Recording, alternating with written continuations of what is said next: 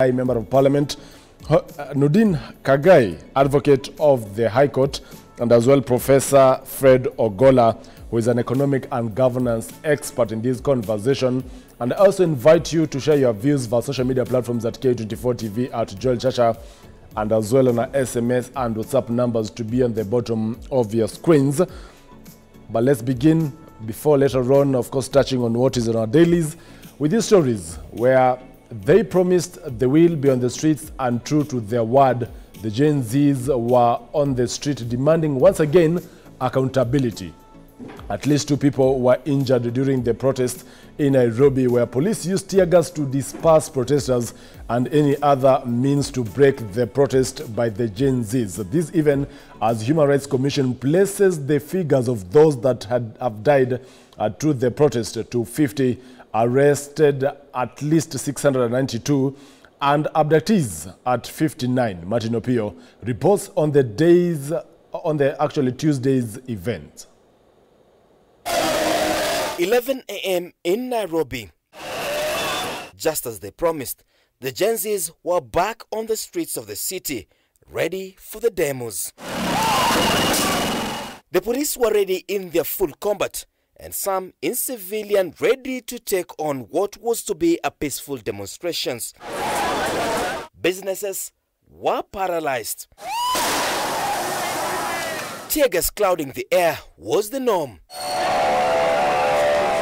Attempts to ransack businesses by goons were thwarted during the protest. In the cat and mouse games, at least 2 people were injured in Nairobi and rushed to the hospital. Any attempts to crowd were quashed by the police. Not even the border riders were allowed to access the presence of CBD, as they were quickly dispersed out. When the police ran out of tear gas, they resorted to use of water cannons that left the city painted pink. When the protesters outwitted the police and converged, the national anthem and the Kenyan flags were the emblems. We want good governance in the country. Those lucky survived arrest. Those who could not run from the arms of the law and forces ended up in police lorries and vehicles. This comes as the Kenya Commission of Human Rights places the figures of those dead from the protest to 50. The abductees and missing figures currently stand at 59. Those arrested are at 682. The police have been cautioned to avoid using excessive force and explain the whereabouts of those abducted. Martin Opio, K24 TV. In a show of excessive use of force during Tuesday's protest, Wanjiri Kariuki, a Mediamax journalist, was left nursing 3 gunshot wounds. Catherine Wanjiri was shot in the leg 3 times while filming the protest at the Nakuru Central Business District. She was in the company of a fellow journalist who also sustained critical injuries. The journalist was rushed to Valley Hospital by fellow media practitioners and later transferred to the Nakuru Provincial General Hospital, where doctors are preparing her for surgery. Linda Kosgei tells us more. Confusion and terror gripped thousands as gunfire rent the air during protests in Nakuru County. Wanjiri Kariuki, a Kameme TV and radio reporter, was among those caught up in the chaos. Amid her duty of covering the protests, she was in the process shot by a reckless police officer. Wanjiri Kariuki's scream was that of fear after having been shot 3 times on the leg while standing outside a local bank. Many believed that the police would exercise caution, especially with their guns during the protest, but they ended up doing the exact opposite. The incident with Wanjiri highlights the excessive use of force used by the police. Perhaps if it was just tear gas, she would still be safe. Kenya Nakuru Journalists Association Chair Joseph Openda has condemned the government, saying the media has become victims of peaceful protests. Police officers appear like the theme to be targeting journalists who are in the line of duty. We've been receiving complaints from our members that they've been receiving threats from these officers when they are covering these demonstrations. We are wondering, why should a police officer target a journalist who is doing her work of informing the republic when she is not the one doing the demonstration? Our members were well identifiable because they are wearing their jackets. Others were carrying their tools of trade. So it was easy for this officer to identify these journalists, but this particular rogue officer thought it wise to focus his energies on our member, which is something that we really want to condemn. The Media Council of Kenya Rift Region leader Joseph Mecha, on his part, has since called out the government for targeting journalists. I want also to remind the regional police commander, the county police commander, and even the OCS that they subscribe to the provisions of the National Police Service Act, which actually requires that every bullet that is shot must be accounted for. Wanjeri is currently receiving treatment at the Provincial General Hospital after being transferred from Valley Hospital in Nakuru, where doctors are preparing her for surgery as she sustained deep wounds. Meanwhile, stakeholders in the media sector have condemned the media attacks, calling on the government to investigate the culprit who committed the offense. Linda Koskei, K24 TV. Well, as of 9 p.m. last evening, Mumbi Wambogo updated that she was in the theater, and we'll be roping her later on our program just to figure out how she's faring on, but quick recovery to her. Meanwhile, in a strong response to the recent shooting of MediaMax journalist Wanjeri Kariuki, industry players in the media sector have vowed to take Nakuru County Police Commander Samuel Ndai to court. They are also targeting other key stakeholders, including the Acting Inspector General of Police, for failing to protect the rights of journalists. Walichomfanyia Wanjeri Kariuki tutakichukulia hatua. Na tuseme hivi bila kupiga kona, tunamchukulia hatua Samuel Ndai. Tutampeleka mahakamani na yeye ndiye atakuwa na jukumu la kutuambia ni nani aliyefyatua hiyo bunduki ambayo ilitoa risasi hizo. Mwingine tutakayempeleka mahakamani atakuwa ni afisa wa kituo cha Central hapa Nakuru, huyo pia tutampeleka mahakamani. Of course tutampeleka mahakamani pia mkuu wa polisi IG. Tutampeleka pia mahakamani kama kamanda mkuu wa maafisa wa polisi. Tunachotaka kusema kama wanahabari hapa nchini ni kwamba hii si mara ya kwanza ya kwamba mwanahabari anadhuriwa akiwa kazini. Walimdhuru yule mwenzetu kule Nairobi, hata wakambururisha chini. Walikuwa na nia gani wakati ule? Kwa sababu hatua haikuchukuliwa wakati huo, ndio wanaendeleza mambo haya. Bullet si kitu ya peremenda kusema kwamba atashindwa kutambua kwa ni askari mgani. Wakitoka police station wanajua kwamba police fulani ametoka na bullets fulani, kani rubber bullet anajua ni ngapi, na pia ina namba, askari anajua kwamba ametoka ni gani. Si kitendawili. Tunataka swali moja, kesho tutakuwa hapo mapema sana. Vile wenzangu wanavyosema hapo nyuma kwamba tutaenda kumsalimia, tutaenda kujua ni askari gani, nia ni gani, na si mara ya kwanza mambo kama haya. Tutaweka mikakati dhabiti kuhakikisha kwamba tunafanya kazi na vitengo vyote vinavyohusika kuhakikisha kwamba haki imetendeka. Anti-government demos across the nation continued for the better part of Tuesday as police engaged protesters in running battles. In Makueni County, 2 people died on the spot after sustaining gunshot wounds, with several injured in Kitengela, Kajiado County.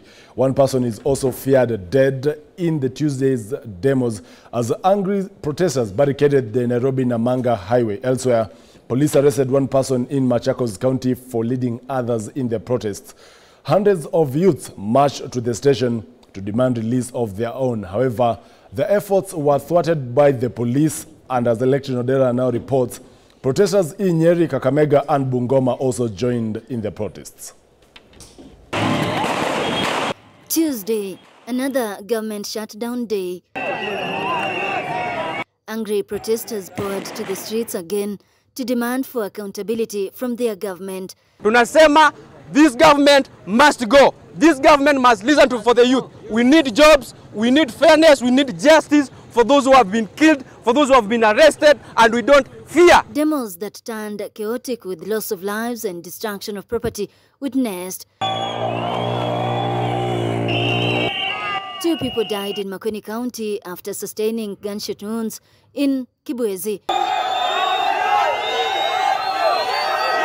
Angry protesters carried the bodies of the 2 to Kibwezi police station in pursuit of justice. Mashamba huko, polisi hawashughuliki, watu wanauliwa, wanatupwa kwa mito, polisi hawashughuliki, polisi wamenyamaza. Sasa hao ni watu wawili wanalala hapa, hao si wanyama. However, police repulsed them with several injured.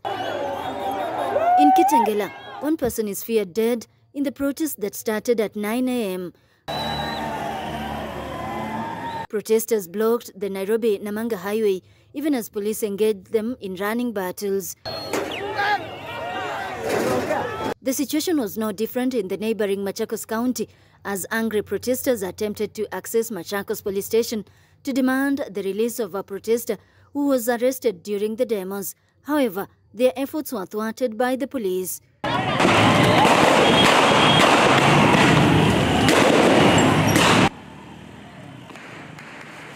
The business community denounced the demos, saying they had been infiltrated by goons. Maandamano ya mikora na watu wameamua kuimbia. Hakuna JZ ilisema tufunge biashara. Hakuna maandamano ya JZ ilichoma ngari. So tunaangalia ni kama kuna sabotage ya haina iko katikati. Wanataka tu mambo yasiendelee, tusimame. Tutasimama mpaka lini? In Kakamega, 2 groups emerged as one pro-demos maintaining to keep government in check until their issues are addressed. Tutang'oa mpaka mizizi hapa chini. Hakuna mwenye tunaacha. Tunasafisha na tunaanguka nao chini kwa chini. Janzia! Protesters in Bungoma marched towards the county assembly headquarters demanding for accountability from the devolved unit. Tumechoka venye wanatutreat.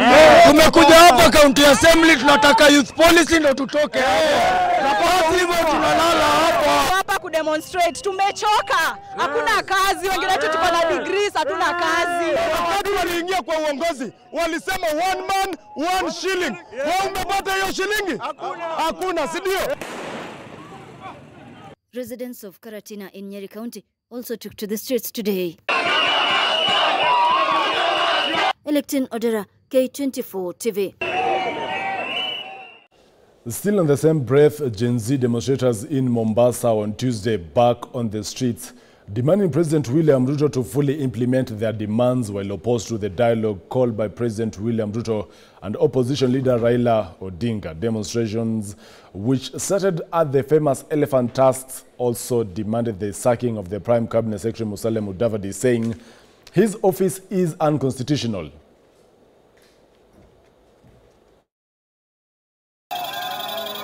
Mombasa Gen Z demonstrators who had taken a break today returned to the street with a bang, demanding full implementation of the demands by President William Ruto.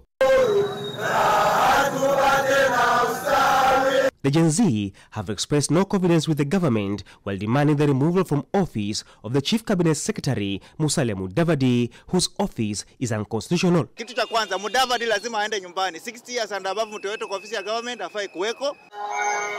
The peaceful demonstrators have condemned the killing of their colleagues while calling on the government to conduct thorough investigations concerning the Kware Mkurukwanjenga killings. Killings that are going on in the country cannot be supported.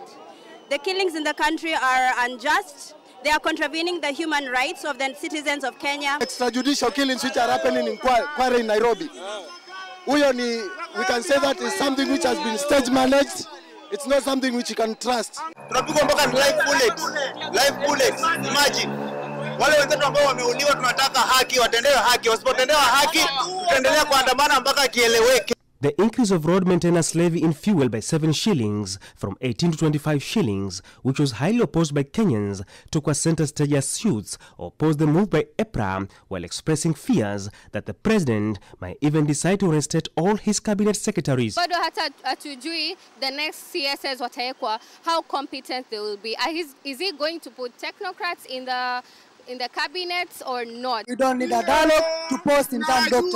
We don't need a dialogue to restore school feeding programs. We don't need a dialogue to restore Linda Mama.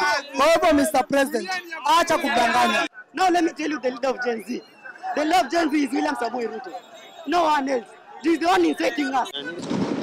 Upon reaching Sabasaba, the demonstrations turned violent after police threw tear gas to protesters who have vowed to continue with their demonstrations, also targeting the county government of Mombasa, accusing it of nepotism and misuse of public resources. The message should reach out to Abdul Swamad. We are going to occupy even the county's government because tumepata investment of funds is being done at the county government. Misappropriation of funds is being done at the county government. Nepotism at the county government. We want you to account for orphans, including the bursaries that you gave. Who are the beneficiaries and how much was the budget for the bursaries? We have a lot of incompetent professionals in your offices. We have a lot of ghost workers in Mombasa County. We want you to account on that. So Sharif Abdul Swamad Nasir, we are coming for you. Boniface Msangi, K24, Mombasa. Well, as promised, my guests are already in studio. That is Professor Fred Ogola, an economic and governance expert who is seated on my right. In the middle is Honorable Marianne Kitani. She is the Aldai Member of Parliament, and as well Nordin Kagai, an advocate of the High Court of Kenya. Thank you so much, gentlemen and lady, for creating time this morning. And just to begin with the newspaper review, of course, even as today, later on from 7 a.m. to 8 a.m., we'll be focusing on the restoration of the public confidence. But let's see what our dailies have splashed this morning, beginning with the Kenya's #1 free newspaper, which is our own publication here, the People Daily. Splashes of the unshaken Gen Z revolt despite killings and arrest, that is by the police.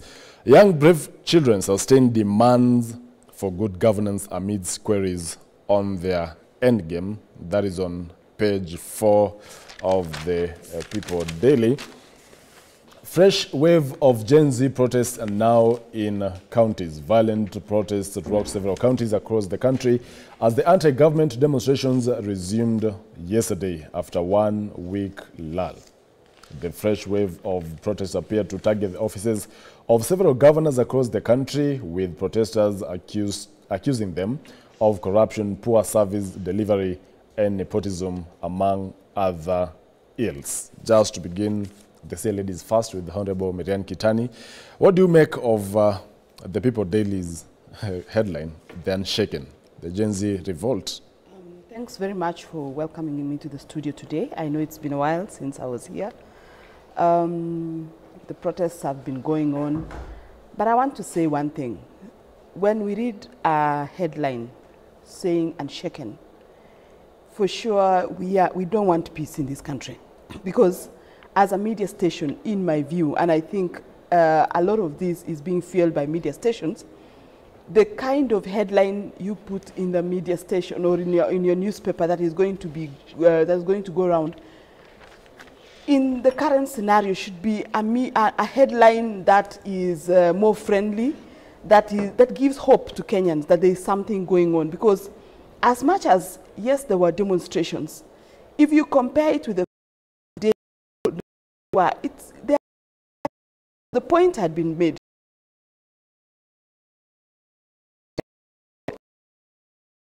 Particular, it's more to create more completely at all in this country.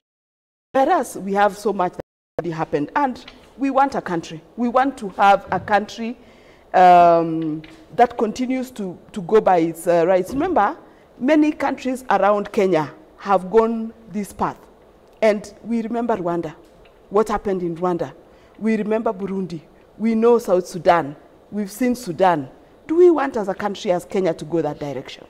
That is the big question. Yes. And now to Nordin Kagai as a lawyer.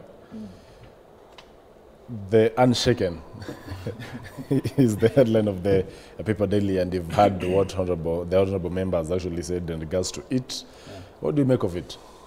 Well, if you just look at that photo, for example, most of the young people who are demonstrating, most of them, that is the only way they know how to air their grievances, because they feel like most of the time those who are meant to represent them are not representing their best of interests. These are men and women who feel disillusioned, they have lost hope. Some of them believe that this government will come and work for them. Remember, this government campaigned on a social platform. They're coming to uplift the lives of the downtrodden.